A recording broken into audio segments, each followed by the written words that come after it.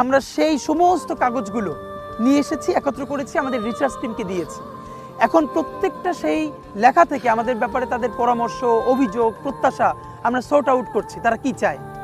এই research team এই কাজটা শেষ করার পরে আমরা এই সমস্যার সমাধান নিয়ে আবার প্রত্যেকটা ওয়ার্ডে ওয়ার্ডে আবার যাব, বলবো আপনারা এই সমস্যা বলেছিলেন, এই সমাধান আমরা বের করেছি। এরপরে প্রতিটা প্রশ্ন নিয়ে আমি একটা পডকাস্ট করব, যে এই সমস্যা বলেছিলেন, এই সমাধান আপনাদের সামনে আমরা প্রস্তাব করতে চাই। তো আমরা কাজ করছি এবং সেটা নিয়ে আমরা চূড়ান্ত ইশতেহার দিব, যেটা আমরা বলে দিচ্ছি জনতাই লিখছে জনতার ইশতেহার। কারণ আমি একটা কপি পেস্ট ইশতেহার লিখে জনগণের উপরে চাপাই দিব, সেটা বোঝেও না, পড়েও না, এর তো কোনো দাম নাই। বরং জনগণ যা লিখছে সেইগুলোকে নিয়ে ইশতেহার করবো, তাহলে জনগণ পড়ে বুঝবো এই কথাটা তো আমি লিখেছিলাম, হাদি তো আমার সমস্যার কথা বলছে। তো এটা আমরা করছি, এর চূড়ান্ত ইশতেহার আমরা তখন জানাবো। আপাতত রাফলি কয়েকটা জিনিস নিয়ে কাজ করবার ইচ্ছা আছে, আমি আপনাকে বলে রাখতে পারি। এর একটা হচ্ছে যে আপনারা জানেন যে মূলত তো আমরা প্রধানত তরুণদের মধ্য থেকে উঠে আসা।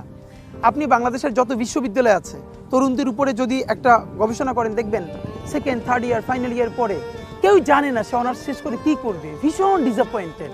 এর কারণ বাংলাদেশে একটাই শুধু জিনিস তৈরি করে রাখা হয়েছে, বিসিএস নিবে প্রতি বছর 2000 থেকে 2200 জন, আবেদন করে প্রায় 5 লাখ, 4 বছর 5 বছর নষ্ট হয়ে যায়। এখন বিসিএস এর প্রতি এই মোহটা কেন?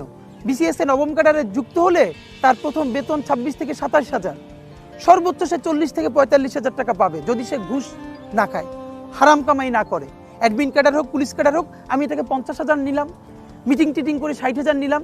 তো বাংলাদেশে তো এরকম প্রচুর ডিসেন্ট জব, প্রাইভেট জব আছে যারা 1 লাখের উপরে এমনিতেই ভালো স্যালারি পায়। তাহলে এরপরও কেন ওই বিসিএস এর জন্য 5 বছর ধ্বংস করছে, এরপরে ক্যাডার হতে না পেরে সে আত্মহত্যা করছে? কারণ গত 15 বছরের বাংলাদেশে যার পরিবারে একজন পুলিশ ক্যাডার আছে, সে সমস্ত বিপদ আপদ থেকে মুক্ত, তাকে কেউ গুম করবে না, খুন করবে না, ক্রস ফায়ার দিবে না। যদি কারো পরিবারে একজন অ্যাডমিন ক্যাডার থাকে, ট্যাক্স ক্যাডার থাকে, তাহলে তার সাথে এই ব্যাপারগুলো ঘটবে না। একটা জিডি যদি আপনি থানায় করতে যান, আপনার কোনো ক্যাডারে আত্মীয় স্বজন না থাকলে আপনি একটা জিডি পর্যন্ত করতে পারবেন না। সো এবার নতুন লড়াইটা হলো, আপনি যেই দলের হন, এমনকি যদি আওয়ামী লীগেরও সমর্থক হন, আপনার সাথে যদি অন্যায় হয়, আপনি কোনো রাজনৈতিক পরিচয়ে থানায় গিয়ে মামলা করতে পারেন যদি জিডি করতে পারেন।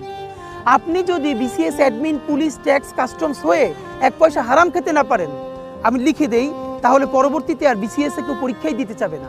কারণ এত পশ লাইফ তো সে লিড করতে পারবে না। যেই বেতন 45 হাজার টাকা, কিন্তু ঘড়িটার দাম তার 90 হাজার টাকা, তার যদি দুদক দিয়ে ধরে এই ঘড়ি পাইছো কই, তাহলে তো সেই ঘড়ি কিনবে না এবং এই লাইফ লিড করবে না। তাহলে তার কি লাগবে? প্রচুর উদ্যোক্তা লাগবে, উদ্যোক্তা হইতে হবে। বাংলাদেশে আজীবন সব সরকার বলে কি, উদ্যোক্তা হও। আপনি গিয়ে 50 হাজার টাকা উদ্যোক্তা হওয়ার জন্য ব্যাংকে আবেদন করে 5 লাখ টাকা লাগবে সেটার জন্য ঘুষ দেওয়া।